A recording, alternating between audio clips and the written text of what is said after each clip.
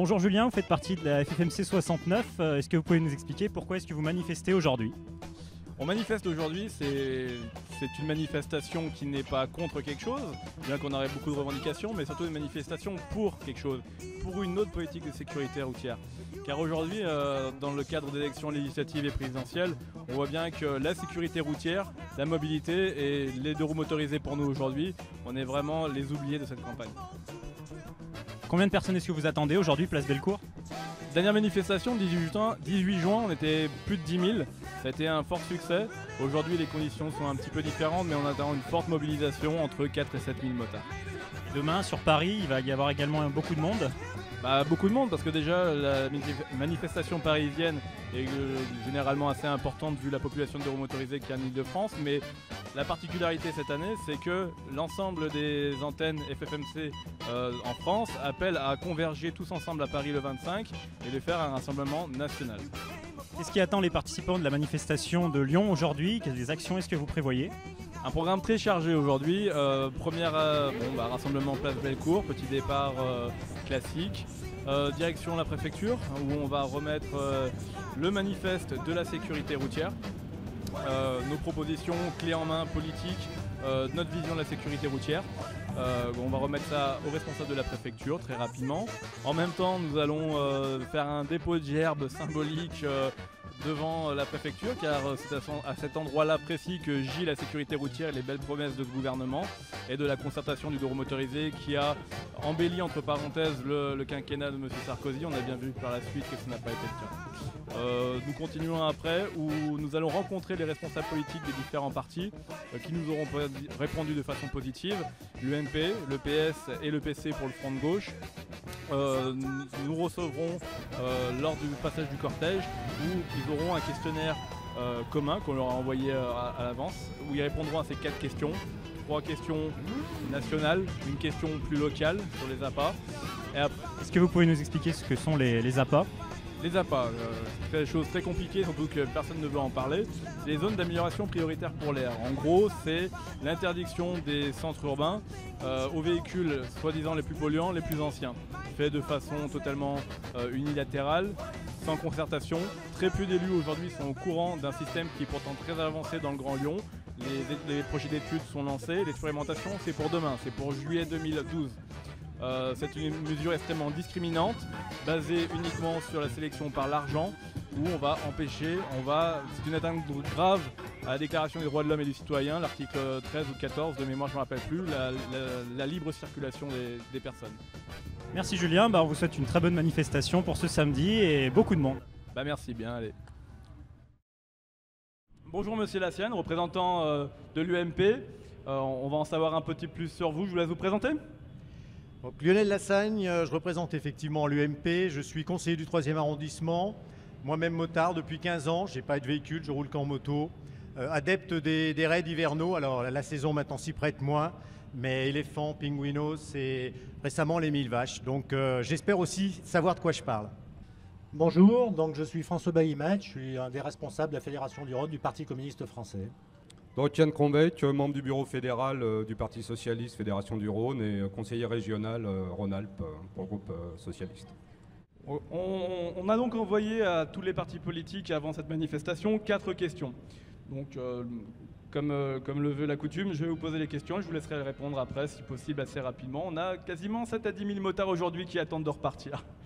Première question, vous engagez-vous si vous êtes élu, vous ou votre candidat au présidentiel, à rendre obligatoire la prise en compte du deux roues motorisé comme un moyen de transport légitime et à considérer leurs 3,8 millions d'usagers comme des conducteurs à part entière, évolution du code de la route, intégration des deux roues motorisés dans les plans de déplacement urbains, infrastructures routières adaptées en tenant en compte des spécificités d'évolution des deux roues motorisés et de la vulnérabilité de leurs usagers.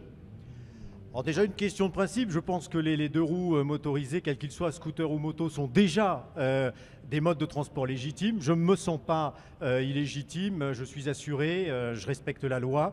En revanche, j'ai travaillé au Grand Lyon, il y a effectivement des infrastructures à aménager, c'est beaucoup les collectivités territoriales, c'est aussi le ministère de l'Équipement, et je crois que tout ce qui peut améliorer la sécurité passive des infrastructures, oui, c'est quelque chose sur lequel les élus doivent continuer à travailler.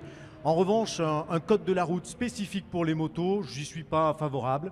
Je suis un citoyen comme un autre, que je sois en moto, en vélo, en poids lourd ou en véhicule. Donc le code de la route, il s'applique pour tous, y compris pour les motards, dans le respect de tous les usagers de la route. Bah, tout à fait, je pense qu'on ne peut pas faire abstraction des deux roues, et y compris le fait de prendre les deux roues dans les plans de déplacement urbains, ça me semble une logique incontournable. Et de ce point de vue, nous les communistes, on trouve déplorable d'une part que dans le plan de déplacement urbain du Grand Lyon, ça ne soit pas pris en compte. Le deux roues, il faut le prendre en compte d'abord parce que ça tient moins de place sur les routes, donc c'est important. Le deux roues parce que c'est plus petit, ça pollue moins, donc c'est important. Et le deux roues parce que c'est plus petit et c'est plus léger, ça use moins les infrastructures routières, donc c'est important à le prendre en compte. Ensuite, il y a aussi besoin évidemment de faire évoluer le code de la route pour prendre en compte les évolutions des technologies, pour prendre en compte un peu mieux les deux roues. Il y a besoin aussi de mettre plus d'investissement dans les infrastructures. C'est quand même déplorable qu'en 2012, dans un certain nombre d'endroits, se pose encore la question, notamment sur les règles de sécurité, de leur doublement. On ne devrait plus avoir à se poser cette question aujourd'hui. On ne devrait plus avoir à se poser la question aujourd'hui pourquoi il y a encore des plaques de fonte dans les ronds-points. Il y a toute une série de choses où il y a besoin réellement d'avoir des investissements dans ce pays. Tout à fait. De toute façon, on ne peut pas nier l'existence de 3,8 millions de conducteurs de roues. C'est une tendance en augmentation. Nous-mêmes, nous avons un président, un candidat à la présidence de la République qui est un usager scooter pour ses déplacements parisiens. La question de la sécurité est un élément qui doit rentrer dans la réflexion des collectivités territoriales. On pense bien évidemment à la question des glissières qui, quand il y a un accident, occasionnent un lourd tribut pour les motards. Après, c'est la question des revêtements, notamment des passages piétons qui deviennent des véritables aires de glissade pour les motards. Et après, la question, c'est la concertation de toute façon avec les usagers, parce que rien ne peut se faire contre les usagers, tout doit se faire avec eux. Deuxième question. La sécurité routière est un sujet transversal à plusieurs ministères. Transport, éducation, environnement, travail. Sa mise sous tutelle de l'Intérieur en 2010 révèle l'aspect répressif de la politique actuelle menée à l'encontre des usagers considérés comme des infractionnistes ou des délinquants potentiels. Si vous êtes élu, vous ou votre candidat, vous engagez-vous à réintégrer la sécurité routière au sein du ministère des Transports ou sous l'égide du Premier ministre? Alors déjà, un premier mot concernant la sécurité routière, je supporte de moins en moins, comme certainement la plupart des gens qui sont derrière moi, effectivement l'analyse qui est faite sur le deux roues motorisé. Le deux roues motorisé, son accidentologie baisse ramené au kilomètre parcouru, parce qu'en réalité, il y a de plus en plus de deux roues qui circulent en France. Il y a de plus en plus de deux roues et de kilomètres effectués en deux roues. Donc je suis contre effectivement certaines campagnes de pub pour la stigmatisation, contre la stigmatisation de ce type de transport. Pour la suite, est-ce que la sécurité routière doit relever de tel ou tel ministère ? Personnellement, moi, j'ai pas c'est de la cuisine interne de l'État. Dans la sécurité routière, il y a un volet répressif et il est nécessaire parce que dès lors qu'on édicte une loi, il faut aussi qu'on se donne les moyens de la respecter. Et il y a tout un volet de sensibilisation des automobilistes, mais aussi des motards. Je sais que la FFMC le fait. Je suis sociétaire de la Mutuelle des motards. Je sais aussi que c'est des discours qui sont portés. Donc la répression, la sensibilisation et l'éducation, ce sont les mêmes volets d'une seule et unique politique de sécurité routière. Tout à fait. Là aussi, il est aberrant que la sécurité routière dépende du ministère de l'Intérieur. La sécurité routière, c'est avant tout la formation, c'est avant tout la prévention, et c'est de ce point de vue-là qu'il faut se passer. C'est vrai que dans ce gouvernement, on favorise bien le tout répressif, mais c'est pas ça qui fait avancer les choses. Nous, la question du rattachement au ministère de l'Intérieur nous a toujours paru saugrenue, et on l'a dit. Le plus logique serait, mais ça mérite aussi réflexion et discussion avec les protagonistes, c'est le rattachement au ministère des Transports.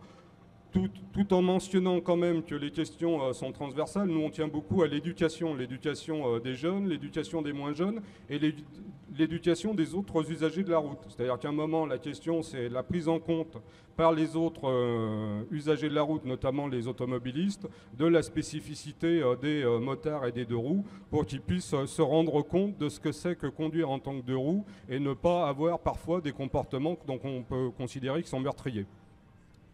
En dépit des études qui montrent l'absence de lien entre défaillance technique du véhicule et accidentalité des deux roues motorisées, le gouvernement a annoncé son intention d'introduire un contrôle technique des cyclomoteurs. Puis, cette mesure a été repoussée à 2 reprises et semble enterrée. Si vous êtes élu, vous ou votre représentant, vous engagez-vous à enterrer définitivement cette mesure compliquée, coûteuse pour les usagers et sans effet positif mesurable pour la sécurité routière des deux roues motorisées? À titre personnel, je suis contre et définitivement contre le contrôle technique des scooters comme des motos.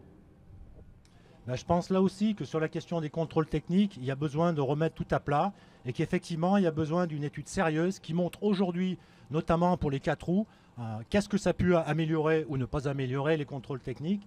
Parce que je ne pense pas que c'est de cette manière-là qu'on fera baisser les accidents et qu'on améliorera la sécurité. Il y a plus besoin de formation, de prévention que de mesures économiques de ce genre-là, quoi.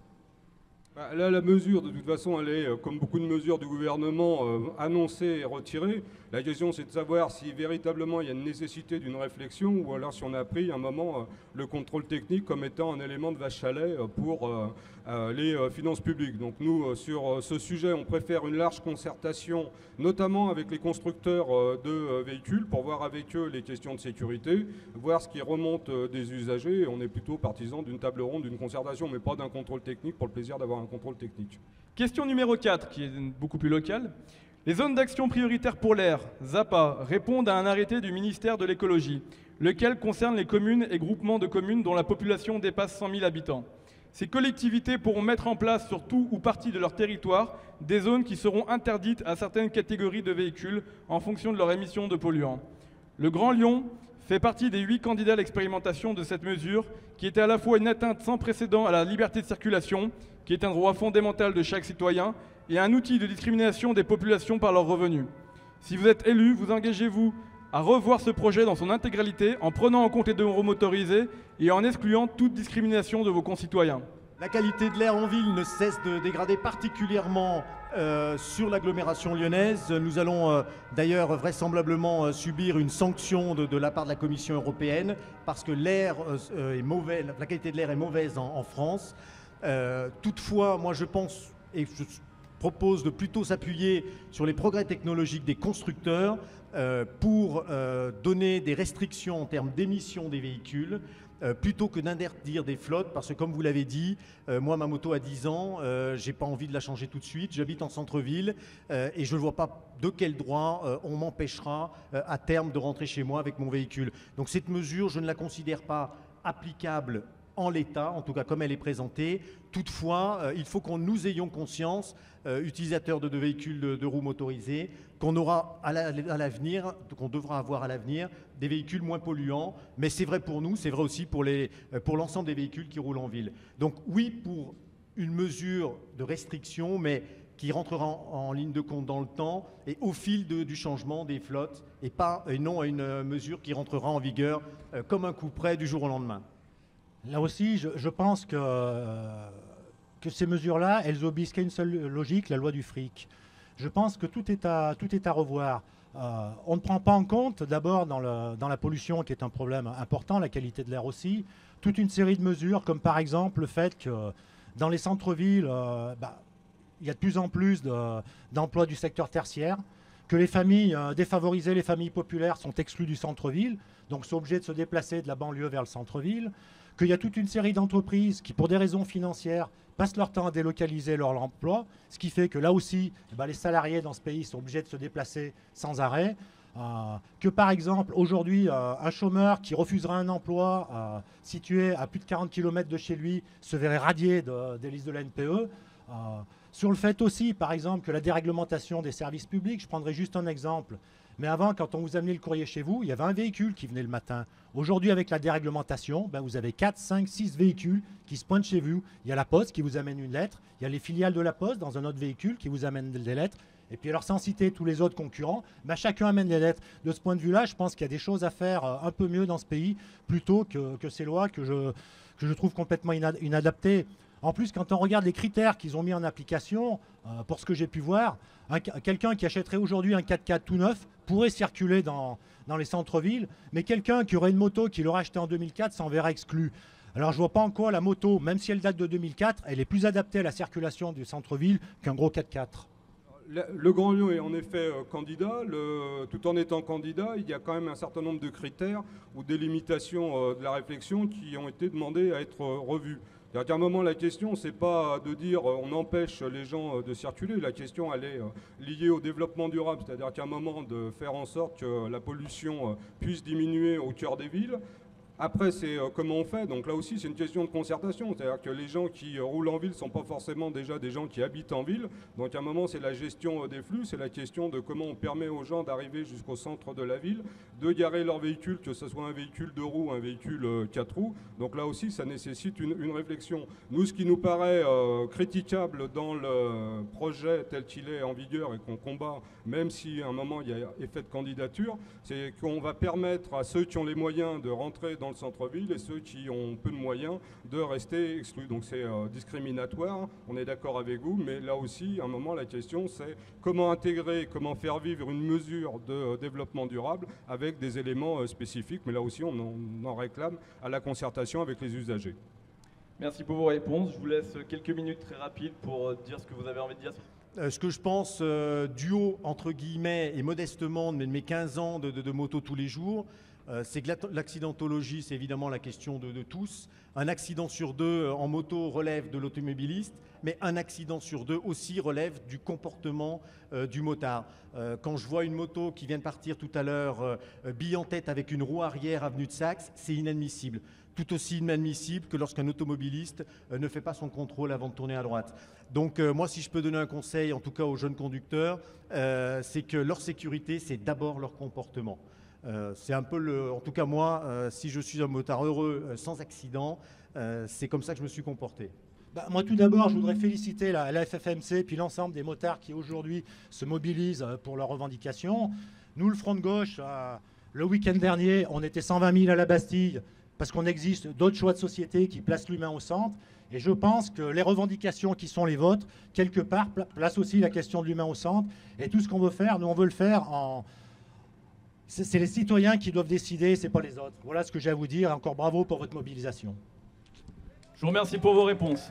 Sur les problématiques, je crois que tout le monde constate que les 2 roues sont un effet de société indéniable, que nous, on considère qu'avant d'être 2 roues motorisées, les gens sont citoyens, donc y compris si on a un attachement à répondre à des éléments spécifiques de la problématique des 2 roues, c'est qu'on n'impose rien aux gens venant d'en haut, c'est qu'on préfère la négociation, la discussion, la concertation avec l'ensemble des parties prenantes.